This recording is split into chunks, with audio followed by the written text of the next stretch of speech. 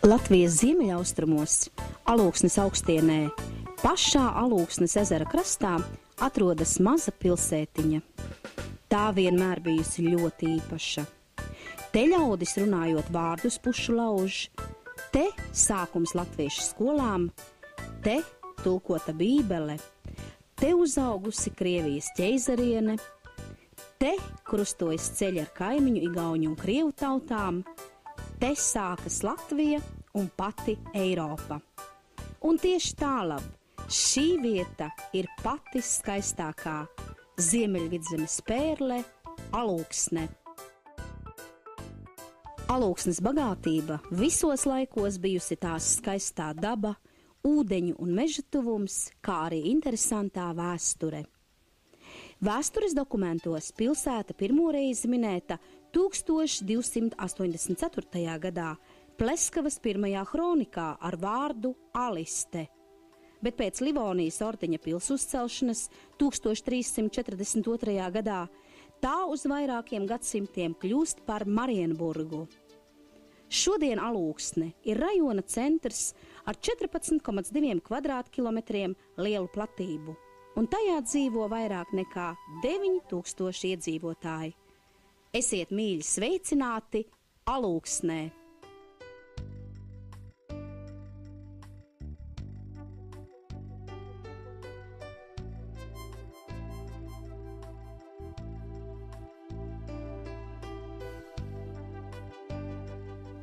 Mūsu mazās pilsētiņas lepnums visos laikos bijis Alūksnes pils parks.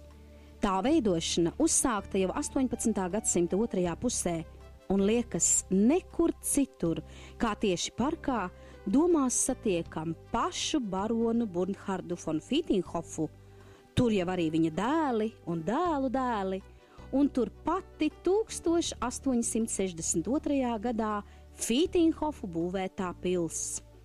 Tur vecais un mūžam jaunais cara Pētera I karietes raturitenis, kas gluži kā parka nemanāmais sargs, klusi pieskata katru parka apmeklētāju.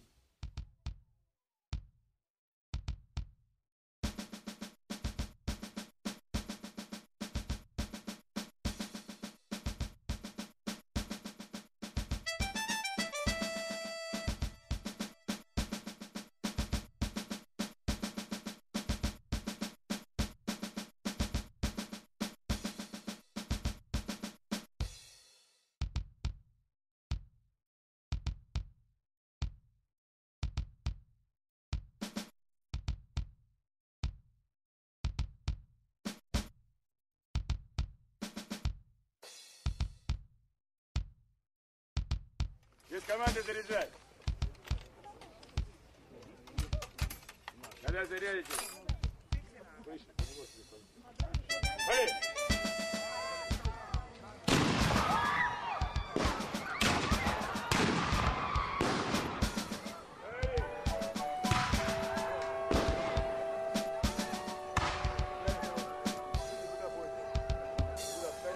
Bet kas tad tur?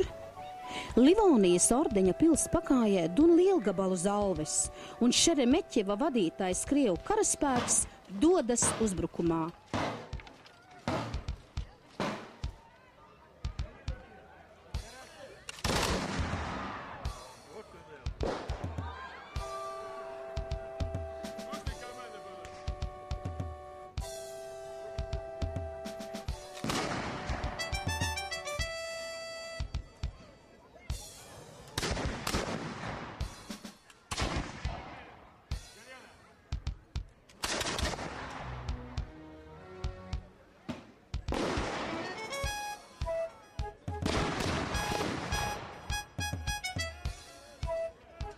Jā, ir lielais ziemeļu karš, bet gadsimtu gaitā par Marienburgas pils roku un sirdi cīnījušies gan zviedri, gan krievi, gan poļi, gan vācieši, un tā gadsimtu garumā.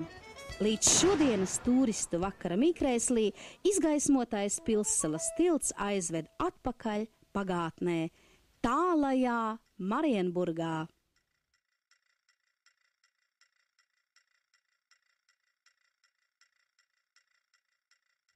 Jā, Alūksne visos laikos lepojusies ar saviem ļaudīm, un viens no viņiem – vīrs ar paša tulkoto bībeli rokās, vācu mācītājs un pirmo latviešu skolu veidotājs zemnieku bērniem Alūksnē Ernsts Gliks. Glika ozoli un vienīgais bībeles muzejs Eiropā.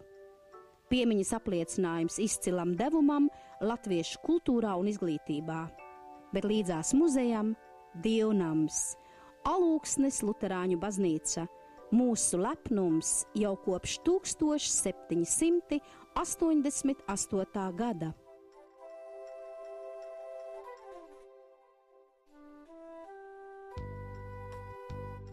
Alūksnes ezera krastā cilvēki cepuri noņem. Tā aicina dzejnieks Gunārs Selga. Un patiešām Latvijas 11. lielākais ezers, 183,7 metrus virs jūras līmeņa, ir viena no pilsētas lielākajām bagātībām. Gan paši alūksnieši, gan tuvi un tāli ciemiņi ļaujas ezera valdzinājumam, kā vasarā, tā arī ziemā. Zemledus makšķerēšanas prieki laikā, kad Rīgā jau zied pirmās tulpes un narcises, un vasarā, jā, vasarā visi ceļi ved tikai uz ezeru. Un kā gan ne, tieši Alūksnes ezerā vairāku gadu garumā norisinās Latvijas, Eiropas un pat pasaules čempionāti ūdens motosportā, Baltijas čempionāts ūdens motocikliem. Ezers gaida arī individuālus pārdrošniekus visdažādākajos ūdens sporta veidos.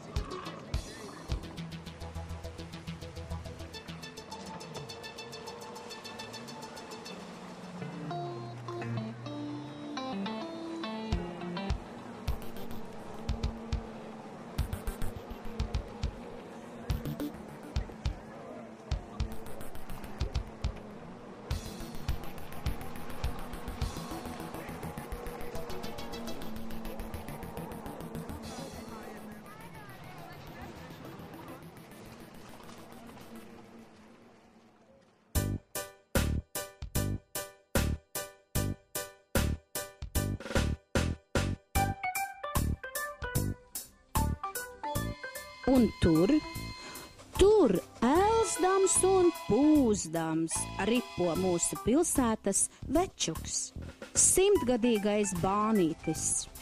Jā, dzimis 1903. gadā, bet tik stiprs un varens, ka izaicina spēkiem mēroties pat Latvijas dižāko spēka vīru Raimondu Bergmani. Un uzdrošinās bildināt sev draudzeni, seno angļu lokomotīvi Marisu, lai tad abi kopā ikdienā vizinātu ļaudis no Alūksnes uz Gulbeni.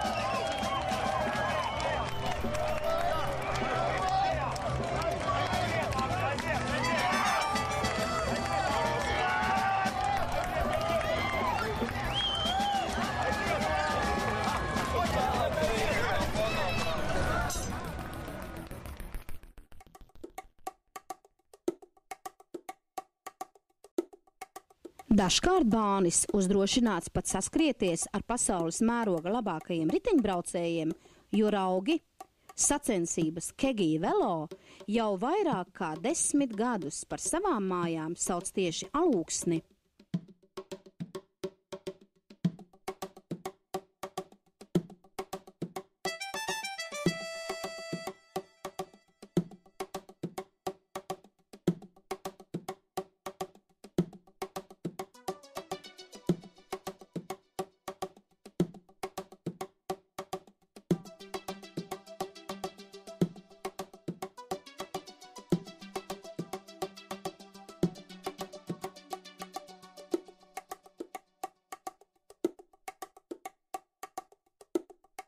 Un nedomājiet, ka ziemā Alūksne un alūksnieši snauž ziemasmiegu.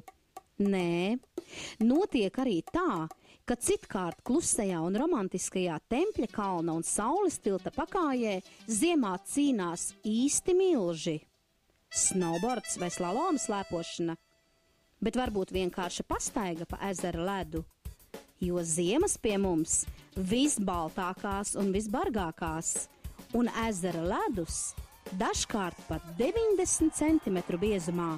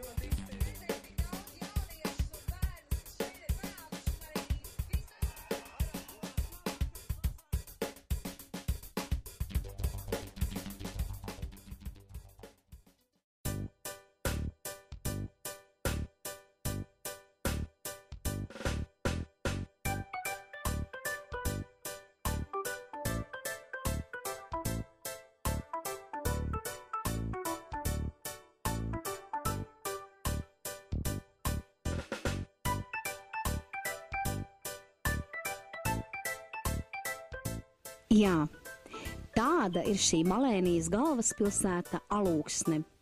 Viesmīlīga mazpilsēta, kas visu cauru gadu gaida tuvus un tālus ciemiņus. Tos laipni uzņem kā privātajās viesnīcās, viesumājās un brīvdienu dzīvokļos, tā arī ļoti garšīgi pabaro bistro, kafejnīcās un pat restorānos. Vietējo gidu pavadībā ir dota iespēja doties visdažādākajās ekskursijās un klausīties stāstījumu sev zināmajā valodā.